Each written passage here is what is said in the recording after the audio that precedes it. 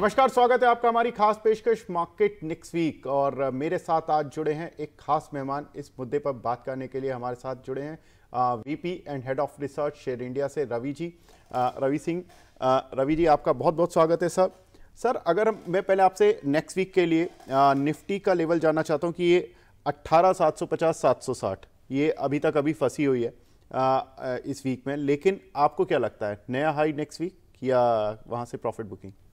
देखिए, next week सबसे important जो है वो इवेंट ये है कि मोदी जी हमारे बाहर जा रहे हैं। और साथ ही अगर देखते हैं तो जो इस समय अभी जो डेटा निकल कर आए हैं और जो आगे जॉबलेस डेटा निकल कर आएंगे उनमें काफ़ी बड़ा चेंजेस देखने को मिला है। और अब कहीं ना कहीं से इकॉनमी स्ट्रांग होती जा रही है, तो मुझे उम्मीद है कि इस बार अगला जो वीक है वो निफ्टी के लिए नया हाई बनाएगा। और जो हम ये उम्मीद कर रहे थे कि इस हफ्ते हाई छूना चाहिए था, नहीं, मुझे लगता है कि अब अगले हफ्ते में ये हाई बनते हुए नजर आएंगे। और मंडे टू फ्राइडे में 3 दिन पॉजिटिव होंगे, 2 दिन नेगेटिव होने के चांसेस हैं। नेगेटिव का मतलब है थोड़ी प्रॉफिट बुकिंग हावी होगी, क्योंकि लोअर लेवल से इतनी अच्छी रैली दिख चुकी है, तो मुझे लगता है थोड़ा प्रॉफिट बुकिंग होनी चाहिए। अब सबसे इंपॉर्टेंट है कि लास्ट वीक जो अभी आपने यहाँ पर एक्सपायरी देखी थर्सडे को, उसमें आप देखिए तो एक मोमेंटम जरूर था। 18,700 के ऊपर निफ्टी बार बार कंसोलिडेट कर रही थी, ऊपर जा रही थी, लेकिन अब चूंकि क्लोजिंग जिस हिसाब से निकल कर आ रही है उस पर ये डेरिवेटिव डेटा सजेस्ट कर रहे हैं कि 18,600-700 के नीचे सस्टेन करना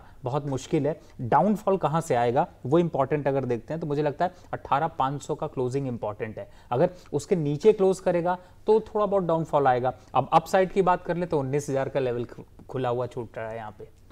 तो रवि जी, मुझे बताइए अब सेक्टोरल कौन से सेक्टर्स पार्टिसिपेट करेंगे उस नए हाई के लिए? देखिए, पीछे जो सेक्टर रहे हैं उनमें देखा जाए तो सिर्फ एक ऐसा काउंटर रहा जो कि सपोर्ट नहीं दे पाया, वो था बैंकिंग। और मुझे ऐसा लगता है कि अब बैंकिंग सेक्टर इस वीक के लिए ज़्यादा पॉजिटिव रहेगा और खास तौर से छोटे मंझोले बैंक यहाँ पर परफॉर्म करेंगे, नंबर 1। नंबर 2 की बात करें तो ऑटो इंडेक्स अभी भी लीडर रहेगा, क्योंकि ऑटो सेक्टर ने अच्छी ग्रोथ दिखाई है, अपने लाइफ टाइम हाई पर चल रहा है, तो मुझे लगता है कि ऑटो सेक्टर में ग्रोथ रहेगी। तीसरा जो सेक्टर है वो रहेगा फार्मा। इस समय फार्मा सेक्टर में आपने देखा होगा कि जो लोग इन्वेस्टमेंट करने से बचते थे, वेट करते थे कि ये स्टॉक्स तो ज़्यादा चलेंगे नहीं, उन स्टॉक्स ने सरप्राइज किया है और खासतौर से नंबर्स के फ्रंट पे बहुत सरप्राइज किया। तो क्वार्टर ऑन क्वार्टर ग्रोथ का इंपैक्ट और हमारी आगे की डिमांड वो देखते हुए मुझे लगता है कि फार्मा सेक्टर लीड करते हुए नजर आएंगे। एक और सेक्टर है जिसे आप यहाँ पर हाईलाइट कर सकते हैं, वो है पावर सेक्टर, क्योंकि गर्मियाँ जबरदस्त पड़ रही हैं, पावर की डिमांड बढ़ती जा रही है, तो मुझे लगता है कि पावर सेक्टर भी यहाँ पर अच्छा खासा ग्रो करता हुआ नजर आएगा। तो अगले वीक के लिए टॉप लीडर ये 4 होंगे। रवि जी, मॉनसून की भी बात हो रही है कि मॉनसून भी नॉर्दर्न पार्ट में भी कुछ हद तक दस्तक देता हुआ दिखाई देगा। मॉनसून रिलेटेड कोई स्टॉक आप देख रहे हैं? देखिए, एग्रीकल्चर और केमिकल के तो स्टॉक्स तो इस हफ्ते भी चले हैं और अगले हफ्ते भी चलेंगे। उसके पीछे 2 रीजंस हैं। एक तो पहली बात है कि इस समय एग्रीकल्चर को लेकर के ग्रोथ प्रोस्पेक्ट्स काफ़ी अच्छे देखने को मिल रहे हैं, इसलिए उनके स्टॉक्स में रैली है। दूसरा है कि अभी सरकार ने एक सबसे बड़ी बात है कि केमिकल इंडस्ट्री में, यानी कि अब आगे आने वाले टाइम पे जो एक सब्सिडी दी जाती थी खासतौर से खाद को लेकर के, वो अब धीरे धीरे कम हो जाएगी, खत्म हो जाएगी और उसका सीधा फायदा मिलेगा फैक्ट जैसी कंपनीज को, यानी फर्टिलाइजर एंड केमिकल कंपनीज को, या फिर केमिकल से जो प्रोसेसिंग इंडस्ट्रीज हैं। क्योंकि जो गवर्नमेंट ने भी ये अलाउ कर दिया है कि अब ये अपने एक प्रोडक्ट को बना करके पब्लिक के पास लेके जाएंगे, यानी कि अब जो आपको खाद एक बोरी में मिलती थी वो एक बॉटल में मिलेगी। तो मुझे ऐसा लगता है कि ये प्रोस्पेक्ट्स यहाँ पर काफ़ी बढ़ते हुए नजर आएंगे, तो केमिकल के स्टॉक्स जो हैं वो अगले हफ्ते थोड़े परफॉर्म कर सकते हैं। बिल्कुल। आपकी लिस्ट में कौन से ऐसे स्टॉक्स होंगे जो कि नेक्स्ट वीक दर्शकों को मालामाल बना सकते हैं अगर वो इन्वेस्ट करते हैं तो? देखिए, लिस्ट तो बहुत लंबी है, लेकिन टॉप 2 से 3 स्टॉक्स अगर मैं यहाँ पर फाइंड आउट करने की कोशिश करूँ तो मुझे सबसे पहला स्टॉक यहाँ पर अशोक लेलैंड ऑटो सेक्टर से दिखाई देता है, जो कि काफ़ी अच्छा तेजी में दिखा सकता है। दूसरा स्टॉक है फार्मा सेक्टर से, मैंने उसी की बात की थी फार्मा में, तो मुझे फार्मा में 2 स्टॉक अच्छे लगते हैं। मैं 2 स्टॉक के नाम लेना चाहूँगा। एक है मार्क्सन फार्मा जो कि 90 रुपीज़ के पास अराउंड चल रहा है, और साथ ही सन फार्मा जो 1000 के पास चल रहा है। और मुझे ऐसा लगता है कि ये यहाँ से अगले वीक में अगर देखते हैं तो 5 से 8% की रैली दिखा सकते हैं। तो इनमें एक मोमेंटम यहां पर बनता हुआ नजर आएगा। पावर की बात कर रहा था तो पावर सेक्टर से भी एक स्टॉक अगर चूज करता हूं तो टाटा पावर मेरी फेवरेट में रहेगा। और टाटा पावर में अच्छा दमखम दिख सकता है, तो मुझे लगता है ये स्टॉक्स हैं जो कि आपको अच्छी ग्रोथ दे सकते हैं। टाटा पावर में भी सेम रिटर्न 5 से 10% के रिटर्न एक्सपेक्ट कर सकते हैं? बिल्कुल, मैं समझता हूँ मिनिमम आपको 2% से 2.5% तो रिटर्न ये आपको सिंगल डे भी दे सकते हैं। अच्छा, तो आप समझ सकते हैं कि वोलेटिलिटी इतनी बढ़िया है, मोमेंटम इतना तेज है कि अब जो है वो ये स्टॉक्स जो है वो परफॉर्म अगर करते भी हैं, जैसे सबसे बड़ी बात है, मैं एक और आपके दर्शकों को स्पेशल, अगर आप ये शो देख रहे हैं तो आप एक स्ट्रैटेजी नोट कर लीजिए, पेपर पे नोट कर लीजिए और फीडबैक जरूर दीजिएगा जागरण के चैनल पे कि इन स्टॉक्स को रोज क्लोजिंग पे आप बाय करके जाइए और मॉर्निंग में देखिएगा आपको पॉजिटिव रिटर्न मिलेंगे, ये मैं कह सकता हूं। बिल्कुल।